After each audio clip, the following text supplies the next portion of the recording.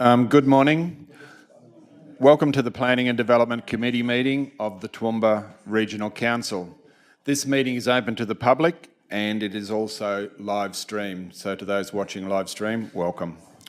I would like to thank those of you who are in the room, down the back there, with us today, and acknowledge everyone watching on the Council's social media channel. I will remind councillors to click Join Meeting in Broadview. In opening the meeting, I wish to acknowledge the Aboriginal parties whose songlines traverse these lands we meet on today. The Western Waka Waka, Guyabal and Jarawar peoples, and pay respects to the elders, past, present and emerging, for they hold the knowledge, the rich traditions and bold ambitions of Australia's First People. There are no apologies recorded today, but we do a note of a leave of absence for Councillor Rebecca Vonhoff, and no resolution is required for that. As there is no business regarding the planning and development today, I will now close the meeting. Thank you.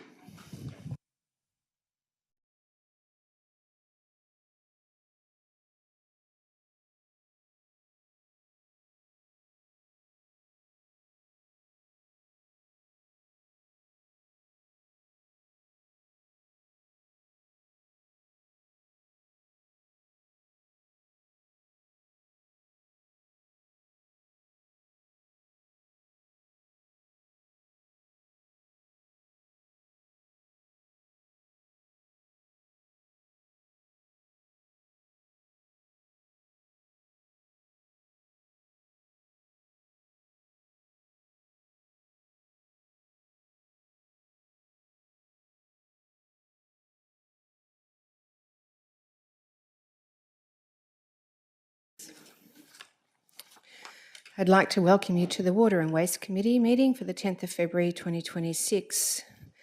I'd like to advise that this meeting is open to the public and will be live streamed. Also like to thank those of you in the room with us today. I acknowledge the Mayor, Councillor McDonald, CEO Sal, GM Jake, and I'd like to welcome all those that are watching via social media channels. I acknowledge the Aboriginal parties whose songlines traverse these lands we meet on today, the Western Waka Waka, the Jarawar and the Guyabal peoples, and pay respects to their elders past, present and emerging, for they hold the knowledge, rich traditions and bold ambitions of Australia's First Peoples. There are no apologies today, but I will note there is a leave of absence already granted for Deputy Mayor Councillor Vonhoff, so no resolution is required. I have received no declarations of prescribed COI, nor have I received any declarations of declarable COI. But as per usual, if there are any that arise through the meeting, please advise. I will then pass the meeting over to GM Jake. Thank you very much. Thank you, Madam Chair, and good morning, councillors. I have a matter for your consideration this morning, which is requesting an extension of time for the provision of the draft waste management strategy to council. Councillors, in particular, Councillor Mantyfel brought a motion to the council floor requesting activities be undertaken, and as part of that, those activities are still in progress. Some have been completed, but the major activity that is still in progress and a provision was agreed to and set down by council for a draft strategy to be in this chamber this month.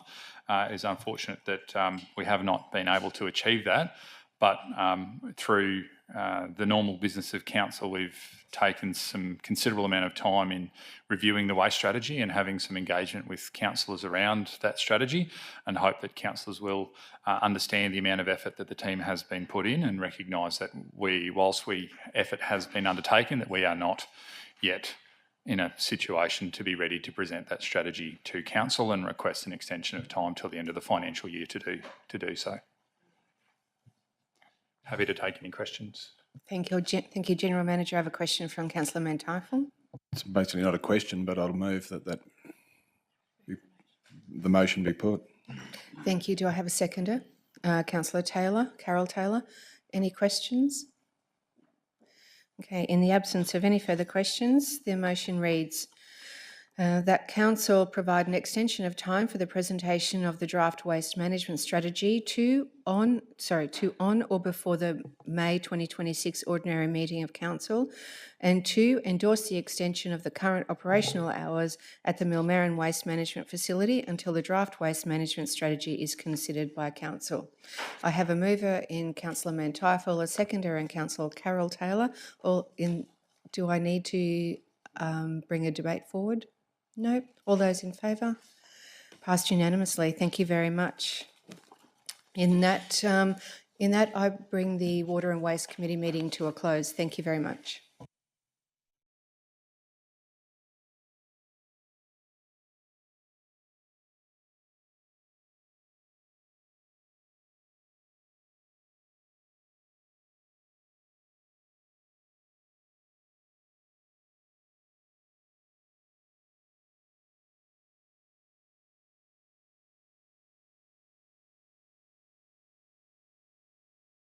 I welcome everyone to the Infrastructure Committee meeting of Toowoomba Regional Council. This meeting is open to the public and will also be live streamed.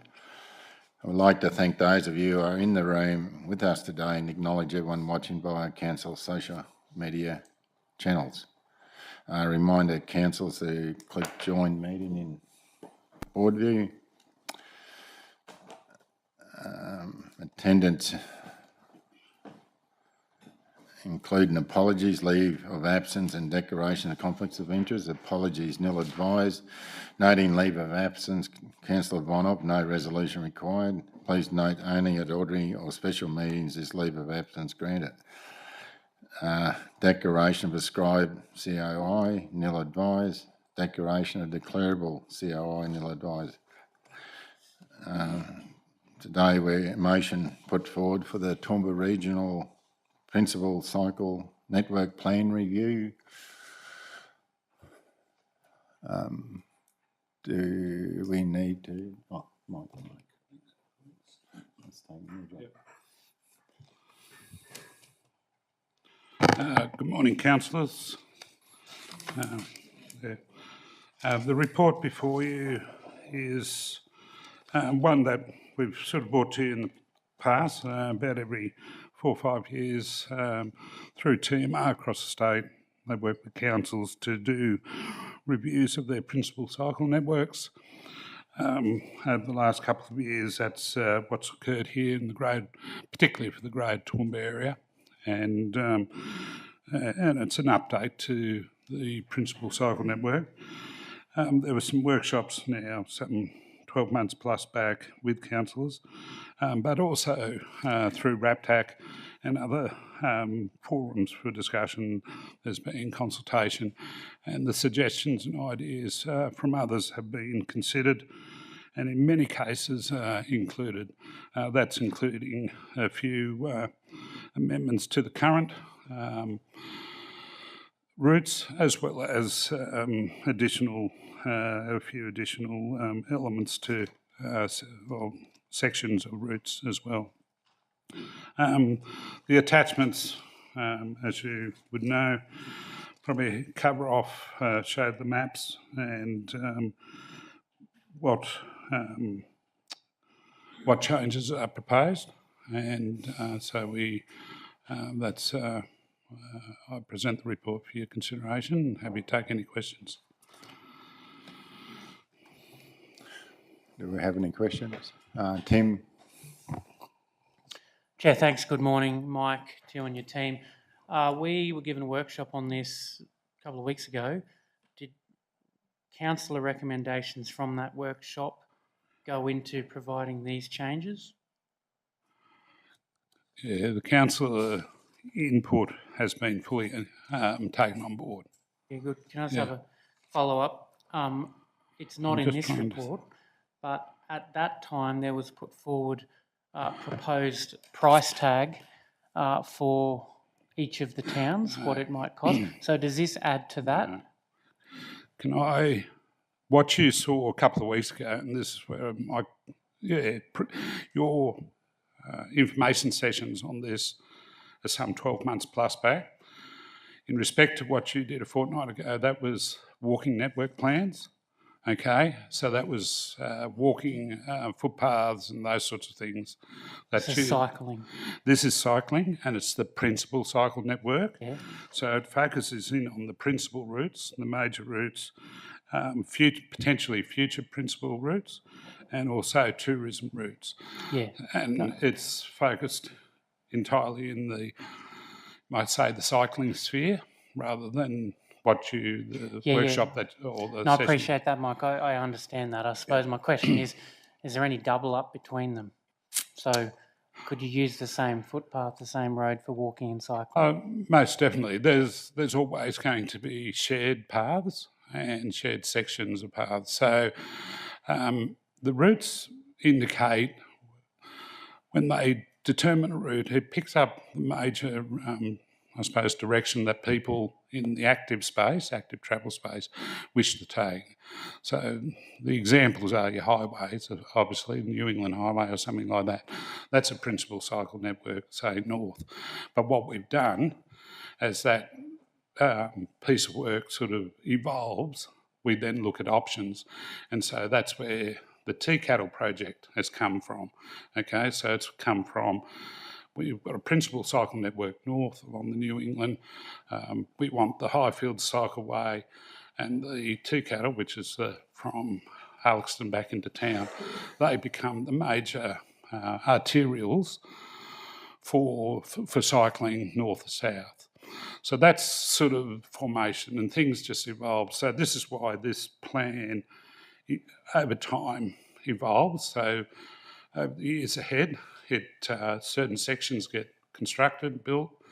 That sort of sees other tweaks into the system, and over time, as funding and that becomes available, sections get delivered. No, thanks for that. The question's been answered. I just would hate to see one strategy offering a footpath, one strategy offering a cycle path near each other, and then we, developing different things, and we could line them up. Happy with your answer. Thank you. Yeah.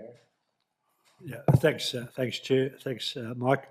Just looking at the attachment dealing with Westbrook there, I take it that provision has been, or regard has been made to the fact that there's a new school going at the corner of Shoesmith and Boundary Road, and there seems to be a primary route there outside that. Yeah, my understanding is yes. Yeah, that okay. any future development that we're aware of has been considered in the various discussions. Okay. Yeah. It doesn't go to the northern side of Shoesmith Road in Boundary Road, and I realise that's sort of at the moment heading into the sticks, I suppose, but in time to come that will be settled as well, one assumes. But just in relation to the type of construction, is it cycle lanes designated on the side of the main roadway, or are they separate pathways like we have between Highfields and Toowoomba? Or both? Yeah, the answer is what you just said. It can be both. It just depends on the location. There's a myriad of different types of network improvements that we can do. We've got the cycle streets that we've done just near the golf club. We've then got off-road sections through the golf club. Then obviously pathways that are shared. And then there's sections on road in other places. And if you also aware of what's sort of through Brisbane City, they've taken sections of some of the streets, a whole lane, and they have a separate. So in those very busy sections of CBDs and stuff like that, at times you do get those separations occurring as well. So that comes with you might say, the next level of planning, the concept development and that. In regards to being anything north of Shoesmith Road, what the PCN also assists with is assists our planning teams through planning and development to look at what land needs to be put aside and widths of corridors and that to take a PCN through. And so, for instance, as an example, that area north of Shoesmith Drive, which may develop one day, obviously we're keen to work with the developers. They'll probably have shopping centres there, and maybe there might be future schools and other things that might come into that space. So that's why probably on the average 5 years, this goes through a level of review, and those inputs come in during that time, but also with a bit of a focus every 5 years or so. No, thanks. Just finally, if it transpires that with respect to the pathway near or adjacent to Shoesmith Road, consideration hopefully will be taken as to which side of the road. Would you have it on the school side or on the residential side? So that's something that to be determined down the track, no doubt. But what we'd want to try to avoid is the kerfuffle that we're going through with Highfields State Secondary School now in terms of that pathway or proposed pathway, and if the responsibility for that should be hopefully dealt with appropriately at an early stage. Yeah, so the aim is to work with those that developers, and say for the school it's going through a ministerial infrastructure designation. So in our responses there, we've got documents such as this that indicate that there's a principal cycle network that needs to go through that location. So where appropriate or relevant, those discussions are had and conditions added in where relevant. Yeah. Any more questions? Trevor? Thanks, Chair. Thanks, Mike, for information so far. With the 5 towns, are there any timelines on that? And what would the costings be? And are there funds available from state, like the state are providing the link from Highfields to Toowoomba?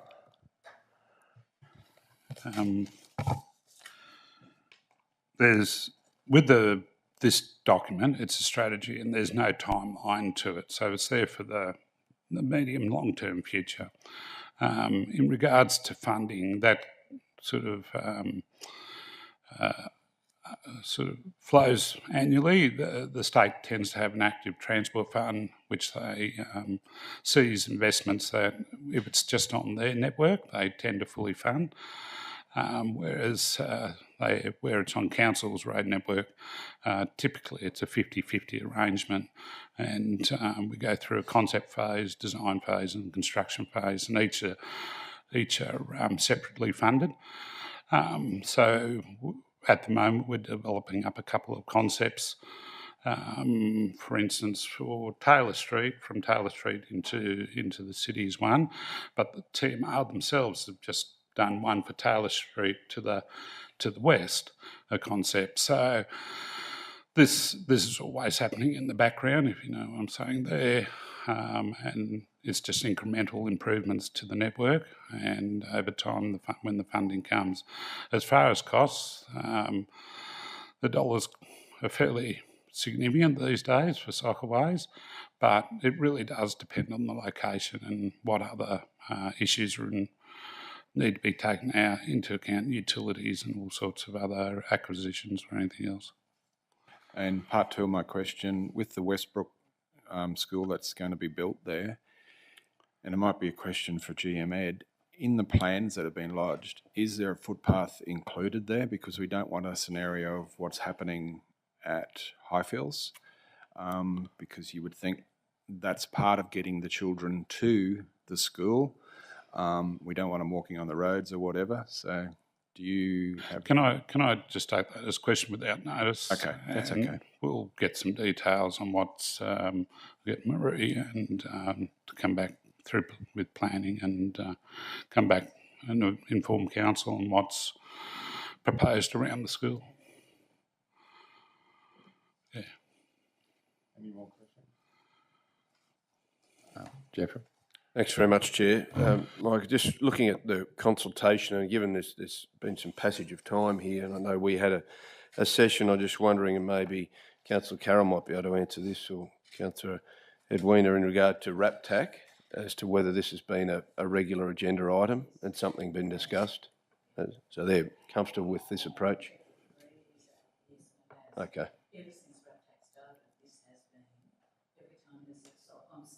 I do apologise. I forgot I was in committee. Thank you for Mr Mayor, and through the chair. Certainly, ever since RAPTAC was created, every time there's one of these comes out for consultation, it goes through our advisory committees. Anyone who's involved in that way, and they have opportunity to comment on it. That comes back and then comes back to Transport and Drainage Planning through ISG for comment, and those comments are taken into account. Thank you. Every single time there's a review or something comes up that needs to be noted, it still goes back up through Transport and Drainage Planning and then back up to TMR. Thanks. Do you have any more questions? If it's the case, could I ask for someone to move? Carol. James. I'll read the motion. That Council endorse the updated Queensland Principal Cycle Network plans for the Toowoomba Regional as detailed in Attachment 1, subject to the inclusions of the proposed amendments as detailed in Attachments 2 and 3. Those in favour? Unanimous. I'll conclude the meeting.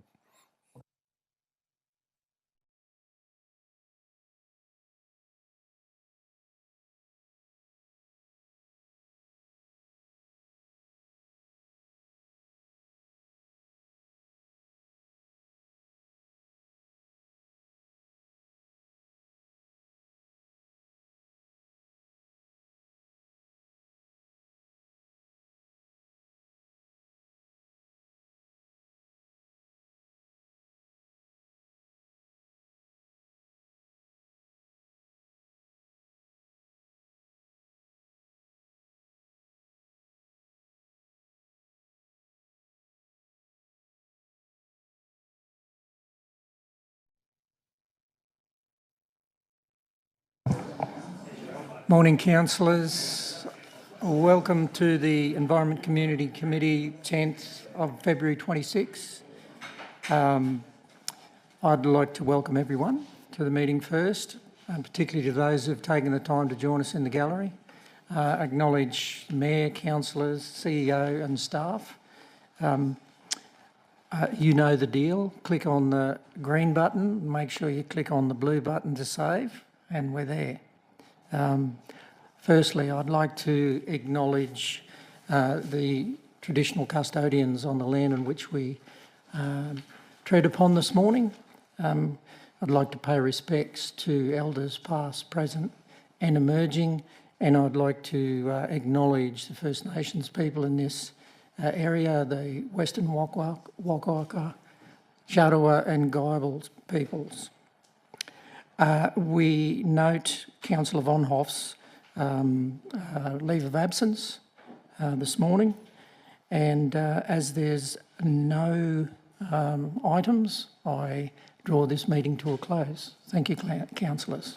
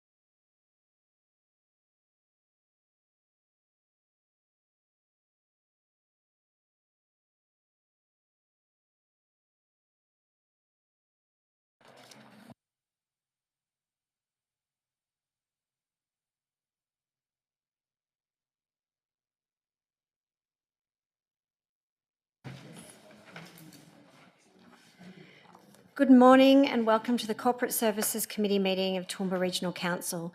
This meeting is open to the public and will also be live streamed. I'd like to thank those of you who are in the room with us today and acknowledge everyone watching via Council's social media channels. Just a reminder, councillors, to click join meeting in board view. As far as attendance, including apologies, leave of absence and declarations of conflict of interest go, I have no apologies advised and just like to note a leave of absence for Councillor Von Hoff and no resolution is required. We have no declared or prescribed conflicts of interest and no declarations of declarable conflicts of interest. So we'll move to item 3, which is the 2025-26 Operational Plan Progress Report, year-to-date Q2, and I'll hand straight over to Christine. Thank you, Chair. This agenda item is in relation to the Operational Plan Progress Report, year-to-date. This is the second quarterly progress report for the financial year. I'll take the report and its attachments as read, noting that there is one request this quarter to amend an annual KPI target. That proposed change, along with supporting commentary, is detailed in attachment 2. As councillors are aware, it is a statutory requirement that council maintains a 5-year corporate plan and an annual operational plan, and that progress against the operational plan is reported at least quarterly. The operational plan outlines Council's performance across services, specific actions and projects, and key performance indicators. The recommendation is that Council note the Operational Plan Progress Report for Q2 and endorse the change detailed in Attachment 2.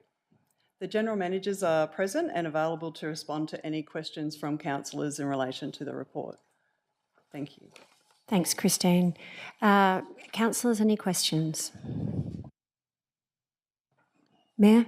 Thanks, Chair. Not a question, more a comment to say that the format and the readability of this it seems much more understandable, if I could use that term, because ultimately we'd like community members to actually read this and get an understanding of what we're doing. In regard to some of the KPIs which are only recorded at the end rather than midway through the year, notations of that are important because obviously that reflects where that is, so I acknowledge that at the start of the report. And to note that we're at 98% of actions or projects that are on track or monitored, and 95% of KPIs are on track or monitoring, indicates that the first 6 months of the year has been a year that we have remained focused. While other noise might take place nationally and internationally, we stay true to who we are, which is really important. So I wanted to acknowledge our CEO, General Managers, indeed all the staff right across Toowoomba Regional Council, because in the world we live in today, it's quite easy to be distracted and lose focus. And we need to remain focused on behalf of our community. So I wanted to acknowledge that. CEO, if you can pass that on to the organisation, noting there's only a small change that's been proposed, which makes perfect sense as well from a disaster management perspective. And I congratulate the team on the way in which they're handling that. So thank you. Thanks, Chair.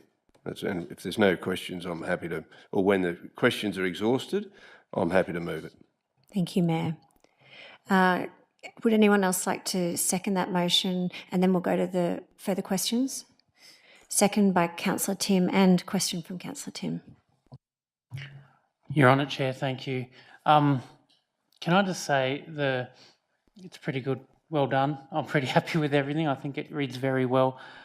There was an interesting one that's been topical recently about city-safe cameras and a little bit going on in the CBD sort of out of hours. It's pleasing to know as a comment that our CCTV cameras are maintained and manned and watched 100% of the time. I think that's a really good outcome, so well done to the team on that. My question is pretty minimal, to be honest. If you're changing your target from 5 to 3 for the LD Disaster Management Committee, wouldn't the tolerance change from 20 to 33% if there's only 3 people on it? And with 2 people qualified, is that Are you happy with that? Should it be a tolerance change? Pass that one to the CEO. And I'll take that. Thanks, Councillor. Yeah, I am comfortable that we have 2 trained individuals, but I am reviewing currently what the training qualifications are and what support through the organisation. The senior executive team has done some training. I intend to do my refresher training. So we will have backups, but in relation to the LDC, the 2 individuals that are there are sufficient. Thank you for the answer. thank you. Any other questions? Or does the tolerance need to be changed? 20% of 3 people. Anyway, I'll leave that one with you. I think Dave wanted to have a quick word. I think, through you, Chair, I think, Councillor Tim, you make a very good point. 20% of 5 was obviously anticipating 1 being down. I think we'll easily meet that 3 because we wouldn't want to have less than 3. So we're confident of meeting that target. But you do raise a good point that it would probably make more sense to make that 33 1/3%. We're probably splitting hairs at this point, I believe, because we'd want to have the full 3. I'd suggest if we only had 2, then it probably should be shown as off track anyway. So You want to remove the tolerance?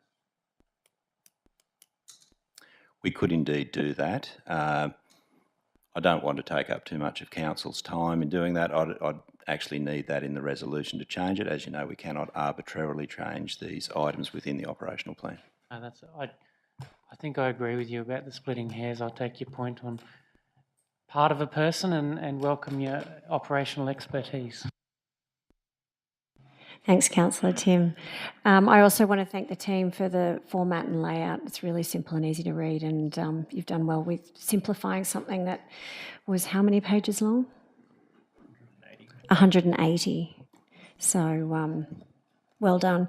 And I also just have one quick question myself, which is for ECS, GM Nick. Just if you could give us an update on the progress of the design documentation of part of the Jubilee Park component of the Escarpment Mountain Bike Master Plan, ACT 03197. Page 17, Deanne. Just given we've recently purchased some land adjoining, it'd be good to hear where we're up to.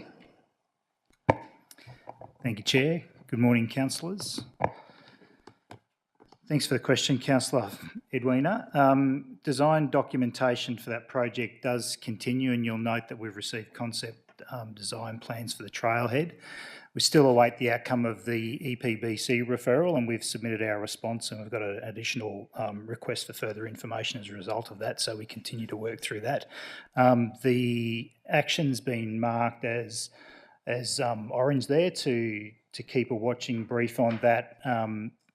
The action also suggests that we're commencing construction in 25-26. That's starting to look extremely unlikely. We can't commence construction until we get the approval from that EPBC referral, and that's looking likely response to that coming later in 2026. So we won't see construction commence until 26-27. We are doing our best to adjust the program so that we can deliver as much work as quickly as we possibly can once we get that the outcome of the EPBC referral through. Thank you. And as we have no other further questions, I'll put the motion to the floor that Council note the organisational performance is outlined in the 2025-26 Operational Plan Progress Report year to date, Quarter 2, which is Attachment 1, and adopt the recommended change to the 2025-26 Operational Plan as outlined in the Request for Change, Attachment 2. So we have a mover and a seconder, so all those in favour of the motion? That's unanimous, thank you. And now I'd like to move to section 4, which is closing of the meeting to the public. To move, Councillor James, seconder, Councillor Kerry. All those in favour? Unanimous.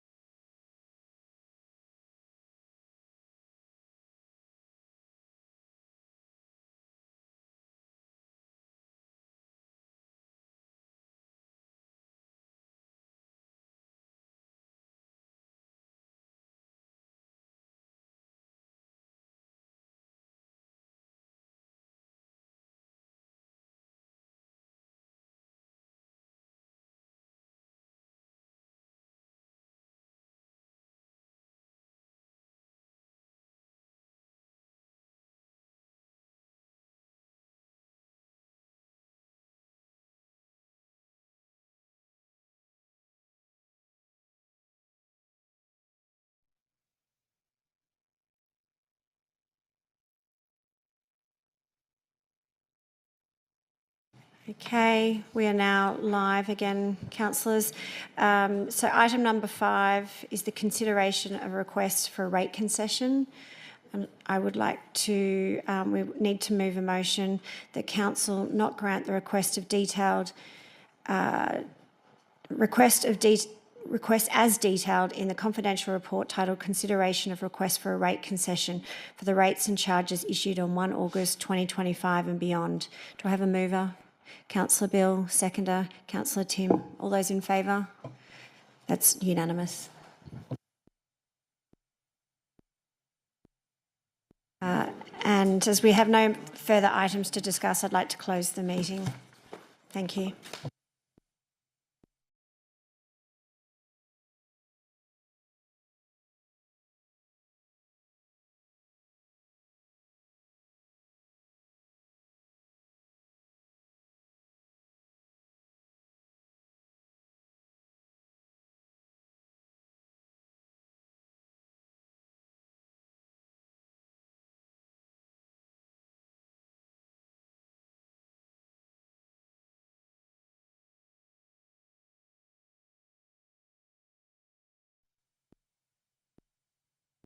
Good morning, everyone, and welcome to the Economic Development Committee for February. Welcome to all of those who've joined us online and those in the room. Acknowledging all councillors and CEO Sal, welcome to you, general managers, and noting that this is live streamed. Acknowledge the Aboriginal parties whose songlines traverse the lands we meet on today, the Western Waka Waka, Guyabal, Jarrawa and Biggaballs peoples, and pay respects to elders past, present and emerging. We have no apologies, and we note the leave of absence of Councillor Rebecca von Hoff. No resolution is required. Councillors, although there is no particular item for discussion today, it's worth noting of some significant achievements that have happened since we last met, which was the sale of the former nursery. It's been well documented. The purchase of strategic land at Westbrook for the proposed water treatment plant. The land purchase for continuation of mountain biking. The Darling Downs South West Council of Mayors met last week. That's 10 councils, the size of footprint similar to Sweden. And our economic development officers from those 10 councils also met as well last week over 2 days. We have later this week the Darling Downs Alliance of Chambers and Progress Associations, and therefore we look forward to meeting with them. So although we have no item for decision today from councillors, the activity has been strong and a lot of interest in our region, as you can well imagine. So councillors, with those words, I declare the meeting closed. Thank you.